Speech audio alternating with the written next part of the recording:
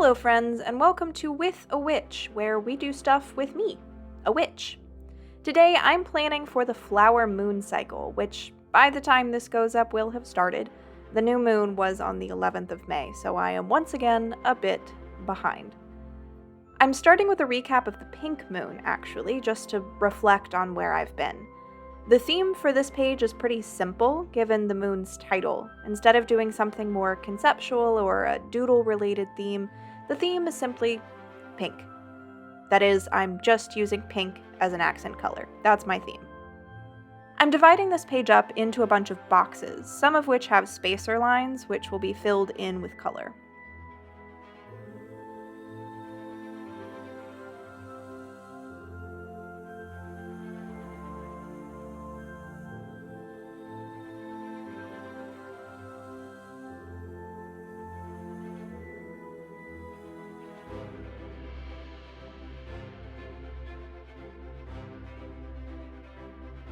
I tested a couple of pink varieties before I settled on this light, babyish sort of pink. With it, I'm going to start by filling in those accent boxes and adding some highlights to my title.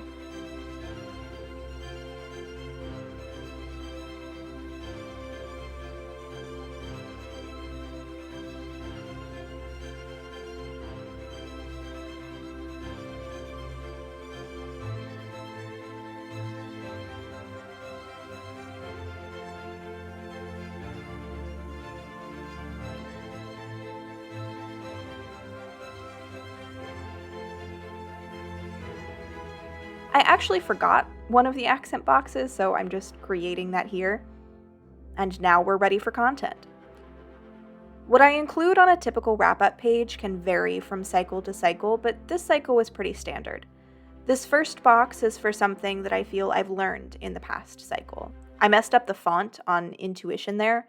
I added my bold lines on the upstrokes instead of on the down on those first two letters.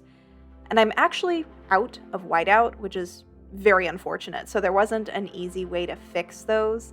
Luckily, it doesn't look too terrible with bolded lines in both directions, so I just left it that way.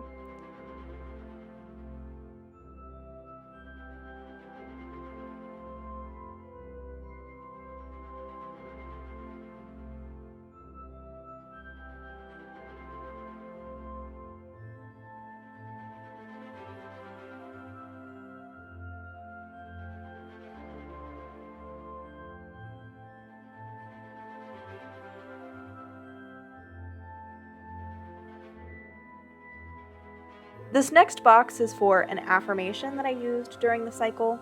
I know my path. Since the past cycle was indeed all about pathfinding for me, I really wanted to highlight that, especially since it did come to some sort of fruition. I played around with my text here. I like to experiment with fonts on these sorts of pages, so for this section I used all caps with accent lines and then highlighted those lines in, of course, pink.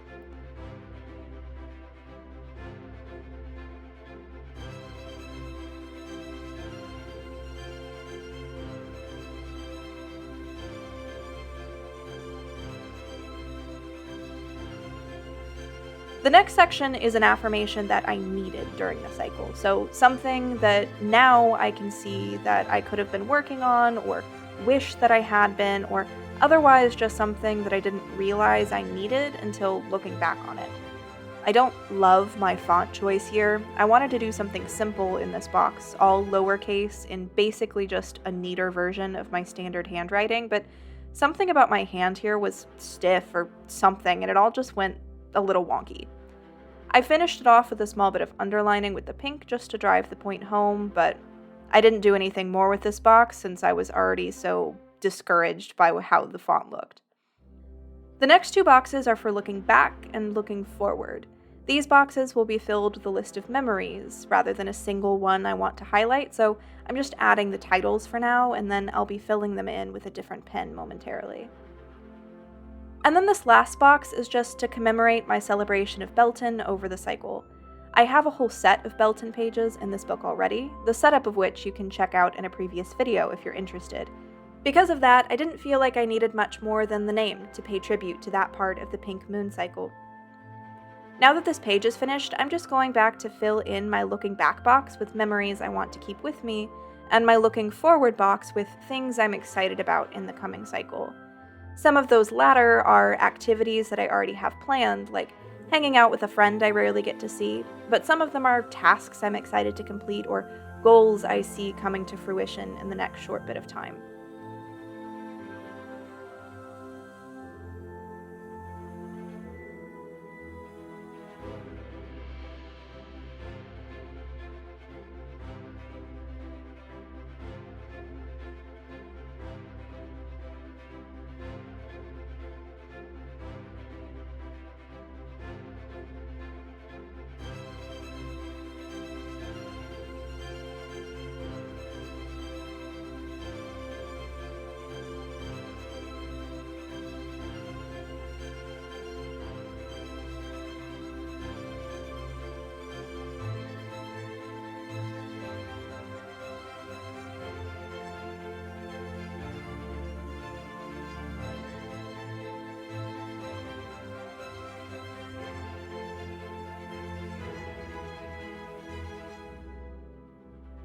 And that's it for the recap spread, so now we get to do some looking forward onto the next cycle.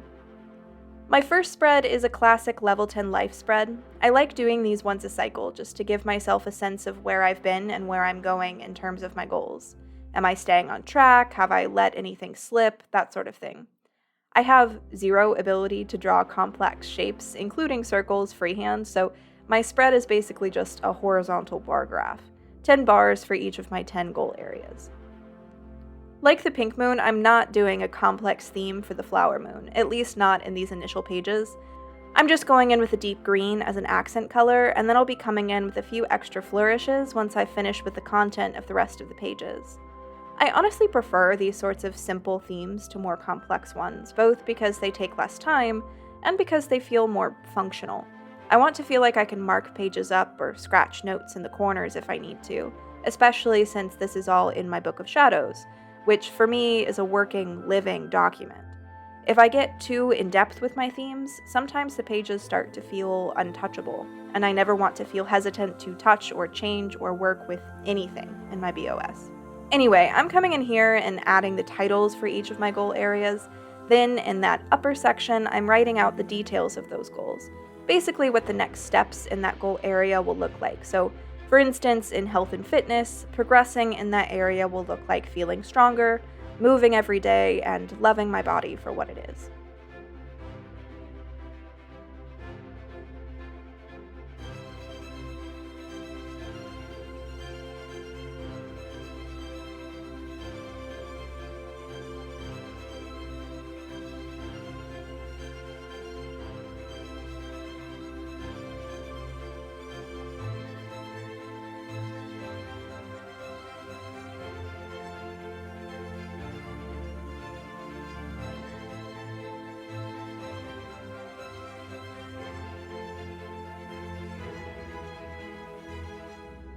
You'll also see me pulling in another book periodically as I do this.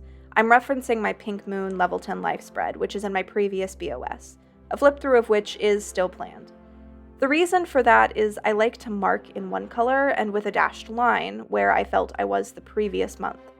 And then in a bolded line and in green to match with this cycle's theme, I'm marking where I feel I am now. This gives me a very visual sense of how much I feel I've progressed and where I feel I've regressed. So you can see that in Kingdom, which is just basically everything to do with life maintenance, the care of the people, animals, and properties I'm responsible for, and in Spiritual, which is everything to do with my personal practice, I feel like I've regressed a bit from the beginning of the Pink Moon cycle to now. You might also note that in personal development, I've only included a green line, which is because I don't feel like I've progressed or regressed in that area. I'm the same now as I was a cycle ago.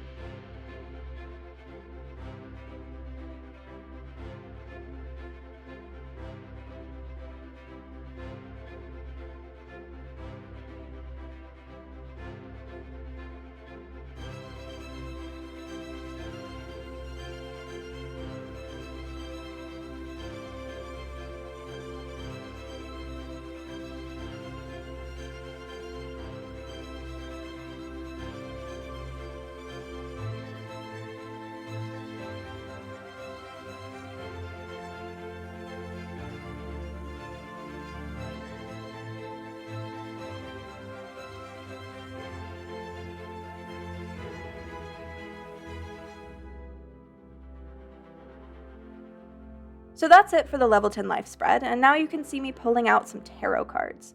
So for the other half of this page, I'm asking my deck for basically the card of the cycle, the card that I should continue to keep in mind until the next new moon. After shuffling 7 times, I first popped a bunch of cards, but since I was looking for a single or maybe 2 or 3 cards, I put those back and continued to futz with the cards until a single card popped, the Ace of Wands. I'll get into some interpretation of this in a moment, but for now, I'm just pasting a copy of this card in the center of the page and moving on to the next spread while it dries.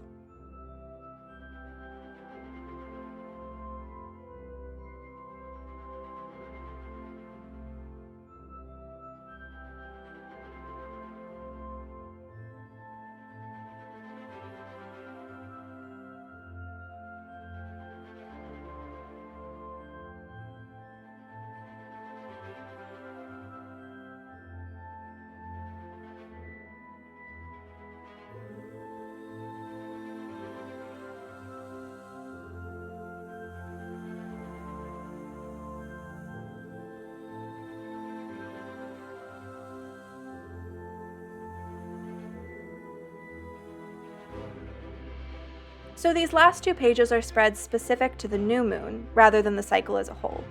This first one is a bit of a landing page. I wrote out the new moon, accenting the first and last letter with some fun swoops that very loosely imitate traditional calligraphy styles.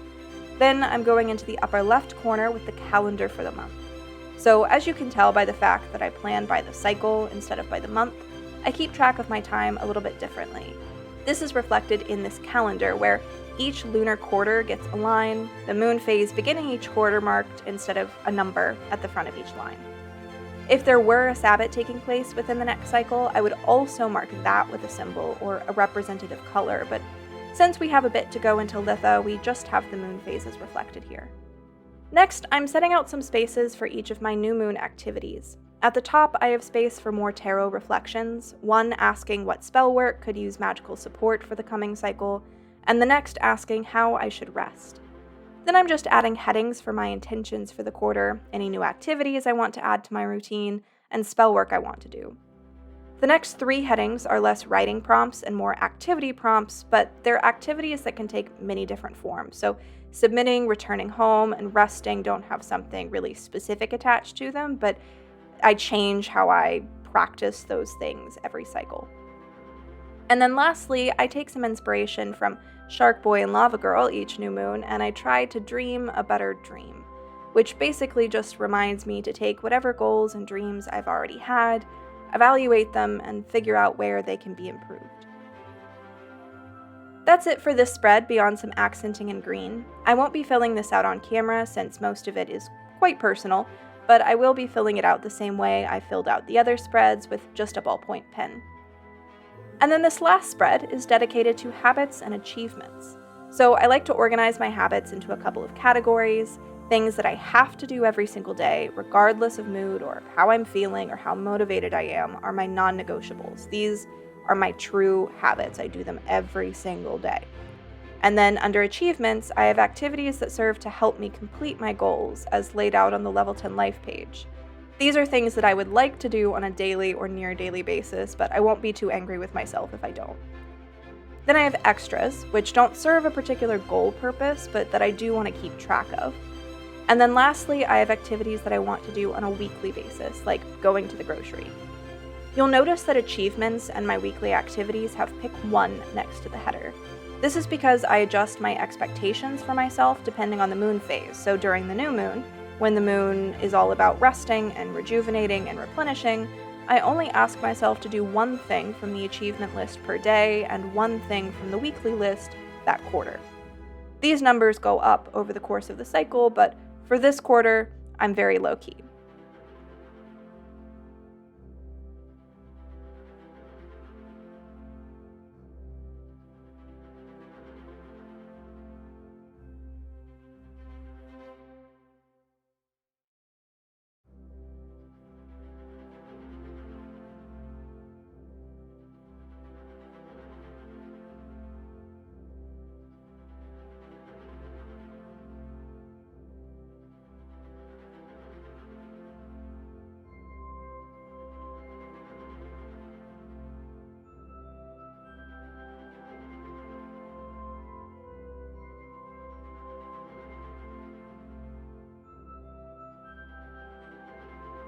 I'm adding a green line through the center of the page to separate the activities from where I'll be marking things off, and then just creating a column for each day of the cycle.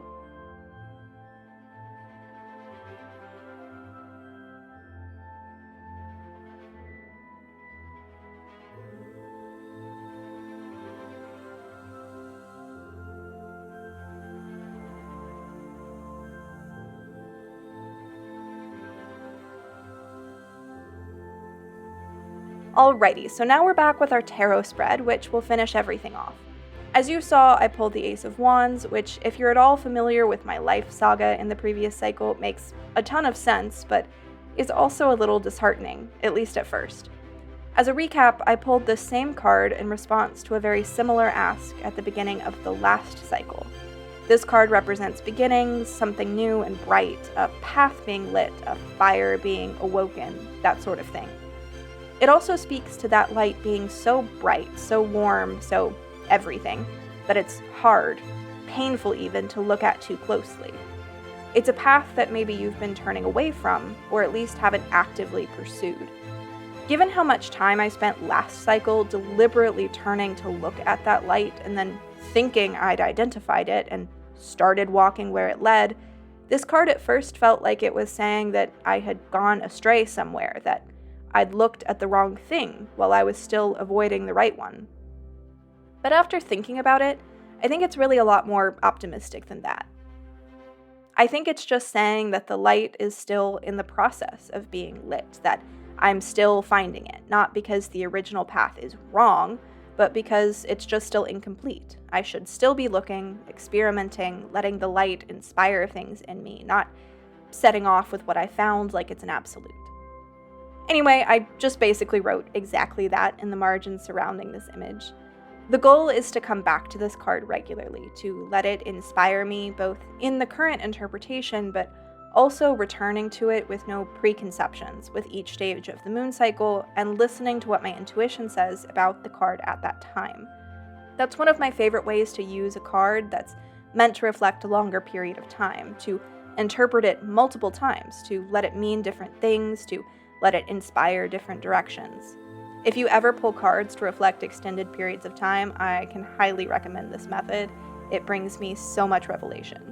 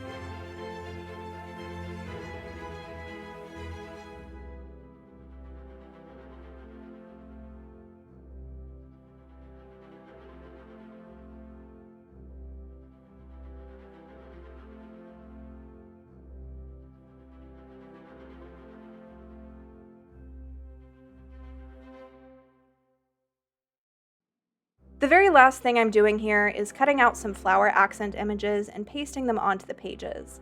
I didn't do very many of these. I didn't end up with that much free space, which is honestly fine by me. I'd rather fill my pages with content over embellishment, so with those little pieces added, we're finished.